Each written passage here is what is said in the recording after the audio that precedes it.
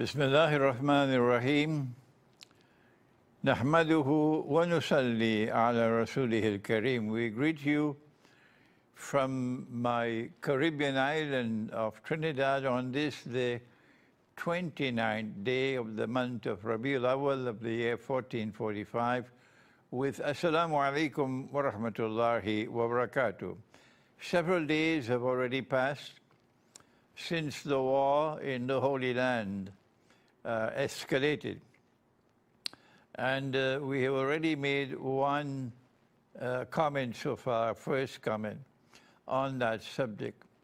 And today we want to continue to make a second of a series of comments we'll make on the subject, because every year a new generation of young people emerge, reaching the age of 17, and they don't know about what I have taught in the past. And so we have to keep on repeating and repeating, because people don't read books anymore. And our topic is the Quran, the Holy Land, and the Israelite people. The Holy Land, of course, is the land where the state of Israel is now located. And the Quran refers to that land as Al-Ardul Muqaddasa, the Holy Land. And so we prefer to remain with the name given to the land by Allah Himself, the Quran, in the Quran. And here is the verse where the word Holy Land occurs. It is in Surah Al-Ma'idah, the 5th surah of the Quran. And in this surah, chapter, it is Nabi Musa alayhi salam, the Prophet Moses, who addresses the Israelite people, and he says to them, بَعْدَ أَعُوذُ بِاللَّهِ مِنَ الشَّيْطَانِ الرَّجِيمِ يَا قَوْمِ ادْخُلُوا الْأَرْضَ الْمُقَدَّسَةَ الَّتِي كَتَبَ اللَّهُ لَكُمْ. Let me repeat that. يَا قَوْمِ ادْخُلُوا الْأَرْضَ الْمُقَدَّسَةَ الَّتِي كَتَبَ اللَّهُ لَكُمْ. بَعْدُ بِاللَّهِ الشَّيْطَانِ الرَّجِيمِ. O my people, he's addressing the Israelite people, Banu Israel. Come on and enter the Holy Land, which Allah has written for you. This is a verse of the Quran which is ayah muhkama, plain and clear as daylight. No need for any interpretation. That the Lord God has said, I have given this land to the Israelite people. Subsequent to the attempt to crucify the Messiah, Jesus, the son of the Virgin Mary, Allah's blessings be upon him, both, the Quran no longer uses the term Israelite people, Banu Israel, because the Quran says some of them believed in him and others rejected him. فَآمَنَتْ طَائِفَةٌ مِّن بَنِي إِسْرَائِيلَ وَكَفَرَتْ طَائِفَةٌ. Those who believed in the Messiah, and when they saw him crucified before their very eyes, they wept. The Quran refers to them as An-Nasara, a people who help Allah. An-Nasara, a people who help Allah, who say, Nahnu Ansarullah, we are the people who will help the cause of Allah. And they are otherwise known as Christians, but the Quran calls them a people who help Allah. And then those who rejected him, the Quran now refers to them as Al-Yahud, or the Jews. And these two people collectively are known as Ahlul Kitab. And so Moses is addressing his people, the Israelite people, and saying to them that Allah Most High has given this land, this holy land, to you. It belongs to you. So why is it that the state of Israel does not broadcast this 7 days a week, 24 hours a day? Why is it the New York Times and the Washington Post and the State Department Why don't they broadcast this verse of the Quran throughout the world? Why? What's wrong with them? Answer, they don't want that attention should ever be directed to the Book of Allah. They don't want that. They're scared of the Quran. They're scared of the Quran. They're scared of the Quran. And so now we bring the Quran to you. To whom does the land belong? Does it belong to the Jews? Or does it belong to the Christians? Or does it belong to the Muslims? Let us answer that question from the Quran. The Quran says the land was given to the Israelite people.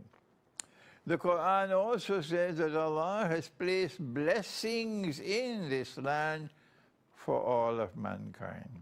For all of mankind. So now then, if the land was given to the Jews, was it given unconditionally? Was this a bestow of land unto eternity?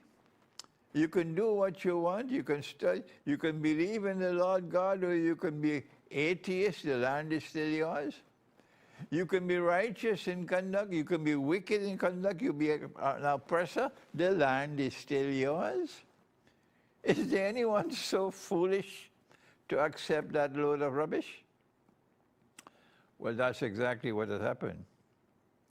Allah has said in the Quran that this land is given to those of His servants who are righteous in conduct.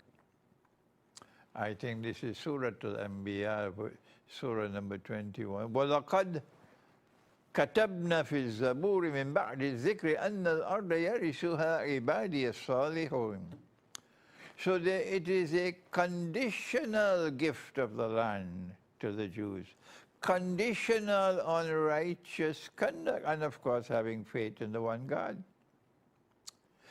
And the proof that this was the kind of bestowal that was given, conditional on righteous conduct, that the Quran now speaks at the beginning of Surah Al-Isra, and he says every time that the Israelite people violated that covenant with him, violated the conditions of inheritance of the Holy Land, Allah Most High threw them out of the land, threw them out of the land because of their violation of the conditions of inheritance of that land, righteous conduct.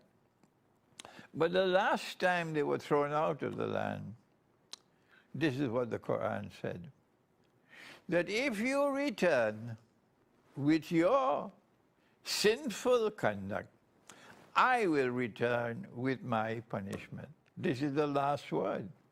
وَإِنْ عُدْتُمْ عُدْنَا. So yes, the answer is the land was given to them, but it was not given unconditionally. But someone decided to change the Torah and to put into the Torah this verse that is manifestly false. It is not because of righteousness that the Lord God has given you this good land to inherit it. For you are a stiff-necked people, meaning whether you are righteous or sinful, the land is still yours. That is what the Torah now says, and that is false. And so now we have a situation in which the Jews have returned to the Holy Land, have recovered it and reclaimed it as their own, and are engaged in monstrous oppression. The whole world can recognize that oppression except the United States of America and Canada and France and Germany and Spain and Italy and Australia. These are the people who cannot recognize the oppression. Modern Western civilization. All the rest of mankind can recognize that now they have returned to the Holy Land and they are committing monstrous oppression in the Holy Land. And so the conclusion from the Quran is, since you have returned with your oppression and wicked conduct, the Lord God is going to return with his punishment. So it's not the Security Council of the United Nations which is going to resolve this problem. It's not Russia is going to be able to mediate between the Palestinians and Israel to solve this problem, because the Quran has declared, if you return to this holy land with your sinful conduct, with your facade on earth, your corruption and destruction of the land, I will return with my punishment. And so it is time for the world to turn to the Quran to understand the destiny of the Holy Land. Thank you. Wassalamu alaikum wa rahmatullahi wa barakatuh.